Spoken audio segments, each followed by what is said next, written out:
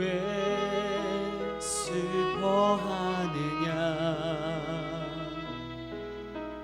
왜 걱정하느냐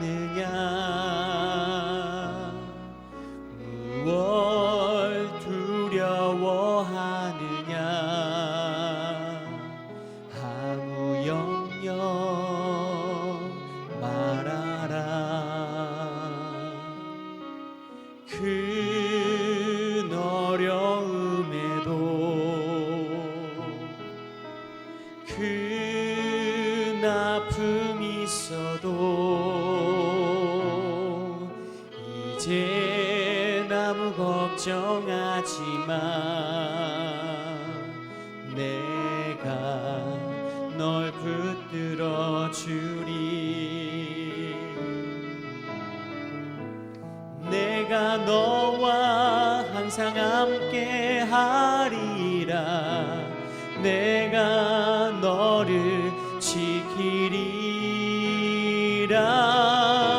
실망치 말고 나를 보아라 나는 너의 하나님이라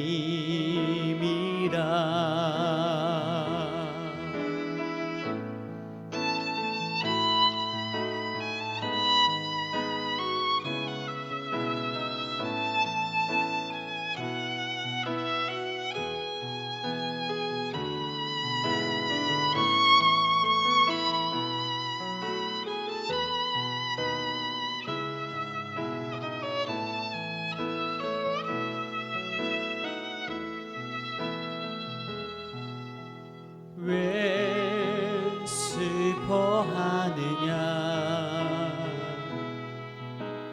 왜 걱정하느냐 무얼 두려워하느냐 아무 염려 말아라 큰 어려움에도 큰 아픔이 있어도 이제 아무 걱정하지 마 내가 널 붙들어 주리 내가 너와 항상 함께 하리라 내가 너를 지키리라 실망치 말고 나를 보아라 나는 너의 하나님이라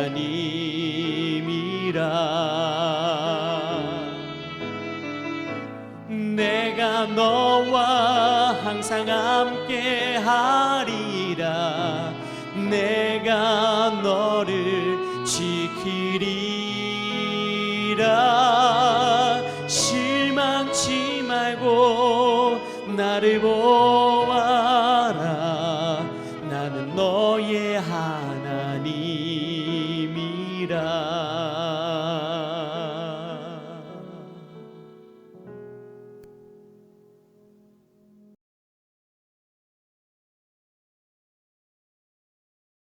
샬롬.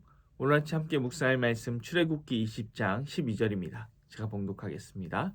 내 부모를 공경하라. 그리하면 내 하나님 여호와가 내게 준 땅에서 내 생명이 길리라. 아멘. 샬롬. 어제는 안식일 계명에 대해서 살폈습니다. 안식일은 창조주이자 구속주이신 하나님께서 우리에게 주신 명령이죠.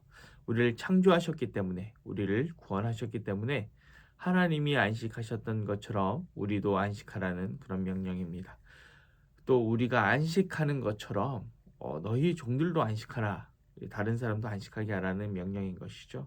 그리고 이 안식일을 기억하며 거룩하게 지키는 방법은 우리가 신앙의 리듬을 따라서 시간을 하나님께 드리는 것입니다. 우리는 어째 우리의 시간을 신앙의 리듬을 따라 하나님께 드리기로 결단하였습니다. 오늘은 5번째 계명, 내 부모를 공경하라라는 계명에 대해서 살피겠습니다. 이 계명을 제대로 이해하기 위해서 먼저는 우리가 이 계명을 받는 1차 대상자가 누군가를 알아야 됩니다. 먼저 우리는 안식일 계명을 통해서 이 말씀을 받는 1차 대상자가 누군지 알 수 있는데요. 출애굽기 20장 10절 한번 읽어보겠습니다.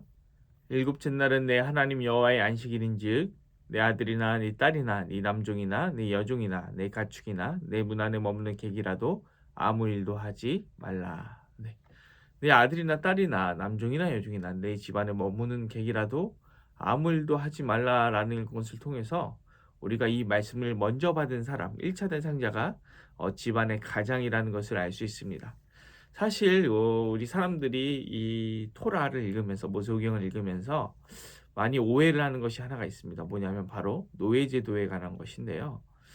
우리는 근대가 되면서 계급이 없어지기 시작하고 이 노예제도가 없어졌다고 생각을 합니다. 하지만 노예제도는 근대가 아니라 현대가 되어서야 노예제도가 폐지되고 없어졌죠. 그리고 아주 지난하고 어려운 과정을 통해서 없어졌습니다. 이런 상황에서 우리는 쉽게 그 기원전 구약 시대의 노예 제도를 비판하기도 하죠. 그러나 우리가 안식일 계명과 기타 다른 계명에서도 알 수 있듯이 하나님은 노예 제도를 옹호하거나 좋아하시지 않고 오히려 노예에게도 파격적인 대우를 하고 계시는 것을 알 수 있습니다. 그리고 이러한 것들을 이해하기 위해 우리가 좀 알아야 될 것이 있는데요. 당시에는 족장의 직계가 아니면 자유인이 아니고 다 종이었던 시대인 것입니다. 예를 들어 아브라함이 있는데 광야에서 한 직계 가족으로만, 그러니까 아브라함의 직계 가족으로만 삶을 살아갈 수 없습니다. 어느 정도 최소한의 집단이 노동력을 확보한 상태에서 이 부족 공동체가 생존할 수 있는 것이죠. 그리고 이 부족 공동체는 한 명의 족장이라는 리더를 중심으로 이루어집니다. 만약에 두 명의 족장이 있으면 어떻게 될까요? 우리는 아브람과 롯을 떠올리면 되는 것입니다. 결국에는 다툼이 일어나고 나뉠 수밖에 없게 되는 것이죠. 에서와 야곱도 마찬가지라고 생각하시면 됩니다. 나뉠 수밖에 없습니다. 야곱이 하란에서 겪은 일도 마찬가지죠. 외삼촌 라반과 나뉠 수밖에 없습니다. 즉 리더인 족장 한 명을 중심으로 공동체가 형성되기 때문에 족장과 족장의 직계를 제외한 구성원들은 이 족장의 말에 순종해야 되는 수직적 구조가 생길 수밖에 없고 그래야만 그 공동체가 유지될 수 있는 그런 특성이 있는 것이죠. 그래서 그런 사회 구조를 가지고 있는 것입니다. 그런데 우리가 봉건 시대를 끝내고 근대화를 이룬 지 얼마 되지도 않았고 심지어 산업혁명이 일어나고도 어린아이들을 16시간, 18시간, 거의 20시간 가까이 탄광에서 일하게 하던 시대를 끝낸 지 얼마 되지도 않았고 이 흑인들의 노예 제도를 끝낸 지도 얼마 되지 않았습니다. 심지어 현대사회가 되어서도 노동인권 문제가 지속적으로 일어나고 있죠. 지금도 SBC에서 청년 노동자가 사망한 사건, 대우해양조선의 저임금으로 인한 파업 문제가 있는데 그 당시 종이 있어서 어떻고 성경의 노예제도를 옹호하고 이렇게 말하는 건 굉장히 우스운 말이 되는 것입니다. 오히려 반대로 이 남종이나 여종이나 너와 똑같이 안식하라라는 십계명 그리고 종에 대한 이스라엘의 법은 복지라는 측면으로 생각할 때 당시로서나 지금으로서나 파격적인 것입니다. 부모를 공경하라는 오늘의 계명도 우리가 그래서 1차로 이 말씀을 받는 사람은 족장이다, 가장이다.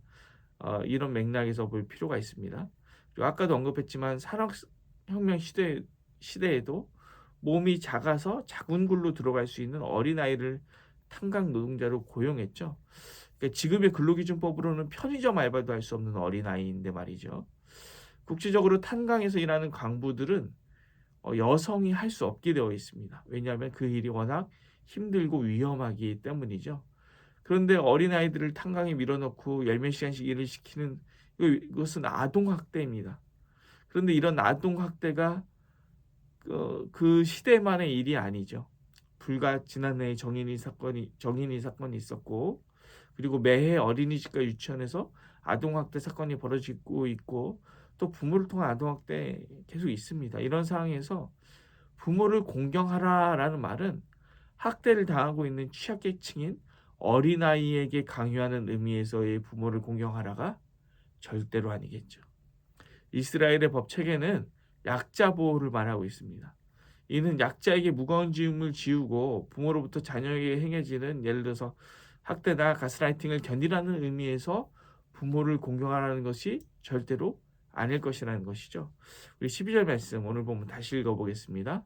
내 부모를 공경하라. 그리하면 내 하나님 여호와가 내게 준 땅에서 내 생명이 길리라. 부모를 공경하면 어떤 일이 벌어진다고 하고 있습니까? 내 생명이 길리라입니다. 여러분, 이것은 내 생명이 길면 좋겠다. 이것은 누가 갖는 소망입니까? 이것은 어린아이들이 갖는 소망이 아니죠. 중년에 접어든 사람들, 또 중년에서 노년으로 접어드는 사람들이 갖는 소망인 것입니다. 앞에서 노예제도와 이어 생각했던 것처럼 이거는 족장과 가장들에게 준 말씀이라는 것입니다. 만약 이 말씀이 아주 어린 아이들에게 주어진 말씀이라면 뒤에 붙는 내용은 내 생명이 길리라가 아니라 네가 성공할 것이다입니다. 사실은 신약에서는 그렇죠. 에베소서 말씀 보면 네가 잘되고 장수하리라 이렇게 되어 있죠. 그것은 더 포괄적 그 대상에게 쓰여진 것입니다. 하지만 오늘의 십계명은 조금 더 좁은 의미의 1차 대상자들에게 집중하고 있는 것이죠. 성경은 고아, 가부, 나그네 등의 약자를 돌보라고 명령하고 있습니다. 그래서 오늘의 계명은 재정적으로 풍족하고 사회적으로도 높은 지위에 있고 아직은 건강한 부모들이 공경받지 않아도 된다는 말은 아니지만 그러나 그 세대의 부모님들 더 이상 경제활동을 할 수 없고 사회적인 커리어도 다 끝이 났고 이제는 더 이상 건강하지 않은 우리 부모님들을 공경하라는 말인 것입니다. 그렇게 했을 때 앞으로 이제 다시 그런 세대가 되어버릴 더 나이가 들어갈 족장들과 가장들 그 1차 대상자들의 생명도 길어질 것이다 이렇게 말씀하고 있는 것이죠. 그런데 이것이 우리가 단순히 생명이 길어진다라는 것뿐만이 아니라 우리가 갖게 되는 큰 신앙의 유익이 있습니다. 요즘 보면 요즘이 아니라 사실 제가 주일학교 또 청소년이던 시절부터 지금까지 다음 세대라는 말을 정말 귀에 못이 박히도록 정말 질리도록 들었습니다. 아무리 세월이 또 바뀌지 않는 한국교회 최고의 아젠다입니다. 그런데 그렇게 오랜 시간 동안 다음 세대를 외치고 다음 세대 운동을 하고 다음 세대 사역을 해서 사정이 좀 나아졌나요? 30년 외쳤는데 다음 세대가 막 부흥하고 놀라운 일들이 많이 일어났습니까? 제 생각엔 전혀 아니라 생각합니다. 더 안 좋아졌습니다. 덜 외쳐서 그럴까요? 덜 투자해서 그럴까요? 글쎄요. 제 생각은 그렇지 않습니다. 여러분 지난주일 줌에서 가정예배 모임 했습니다. 15가정이 들어왔습니다. 그런데 그 연령대를 보면 다 장로님들, 권사님들이세요. 늘 원로 장로님, 은퇴 장로님이 1등으로 들어오십니다.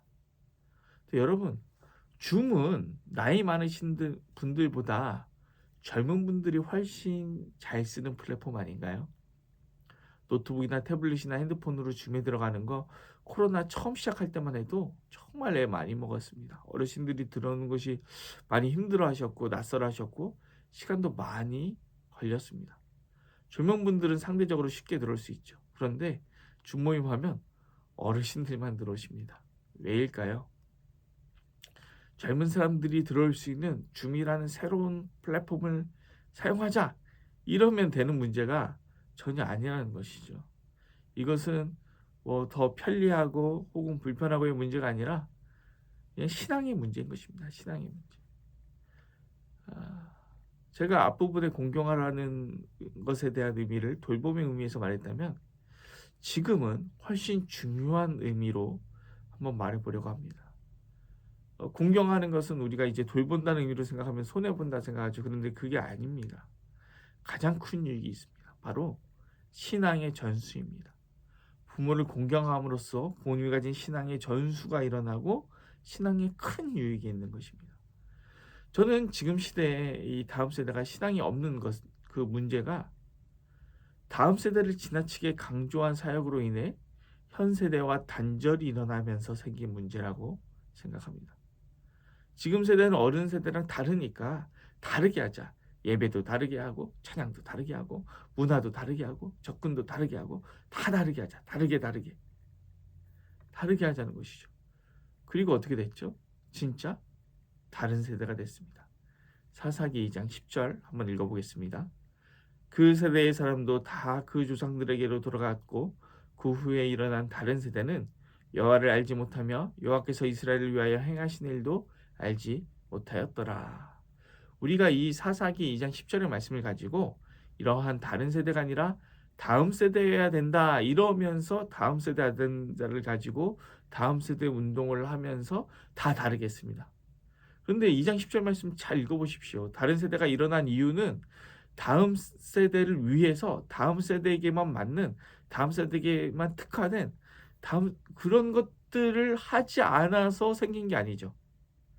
그 세대의 사람들이 다 조상들에게로 돌아갔는데 그 다음 세대가 여호와를 알지 못해서 다른 세대가 됐다는 거 아닙니까? 그러니까 지금 세대와 다음 세대가 신앙 연결이 안 돼서 다른 세대가 된 거지 다른 세대를 위해서 뭘 하지 못해서 다른 세대가 된 게 아닙니다. 다른 이유가 전혀 없습니다. 이 말씀대로라면. 새로 태어난 세대를 위한 투자나 혁신을 안 해서 벌어진 일이 절대로 아니라 우리의 윗세대를 공경하고 배우려고 하지 않아서 일어난 일이 아니냐는 것입니다. 지금 교회가 진짜로 회복해야 되는 것은 다음 세대 운동이 아니라 어르신들의 신앙을 어떻게 하면 조금이라도 더 많이 배울까여야 되는 것이 아닐까요? 제가 어느 순간부터 다음 세대라는 말을 최대한 안 쓰고 온 세대라는 말을 많이 쓰기 시작했습니다. 이제는 다음 세대라는 말에 알러지 반응까지 나올 지경입니다.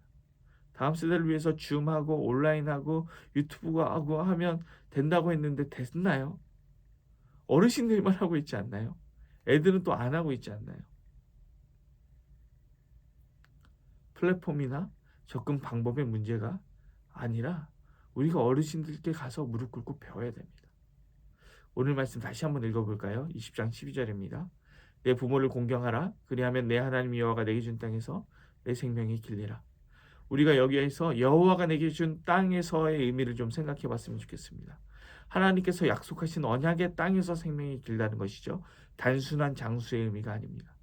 나중에 이스라엘 백성들 전부 땅을 빼앗기고 디아스포라 유대인이 되고 맙니다. 다른 나라에 나그네가 되고 맙니다. 왜 그렇게 됐습니까? 선대의 언약 신앙을 유지하지 못했기 때문에 언약의 땅, 약속의 땅을 빼앗기고 만 것입니다. 부모를 공경하면 단순히 장수한다는 게 아니라 신앙을 유지한 채로 그 언약 신앙 안에서 언약 공동체 안에서 언약 백성인 채로 장수하게 된다는 것입니다. 오늘 이 말씀 마음에 새겼으면 좋겠습니다. 빌립보서 2장 3절의 말씀은 자기보다 남을 낮게 여기라. 이 낮은 게 아니라 better, 더 좋게 여기라는 것이죠.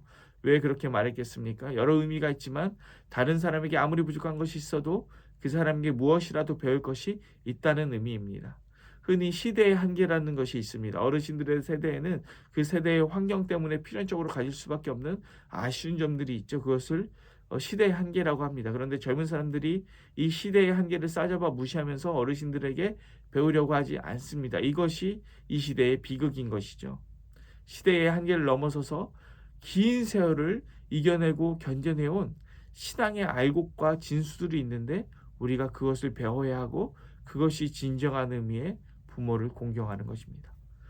오늘 하루 이 말씀 생각하면서 우리 부모님께, 우리 교회 어르신들에게, 우리 기성세대에게 우리가 배워야 할, 놓치지 말아야 할 귀한 신앙의 가르침 우리가 생각해 고민하고 묵상했으면 좋겠습니다. 그래서 우리가 한 가지만이라도 좀 배우자 하고 결단했으면 좋겠습니다.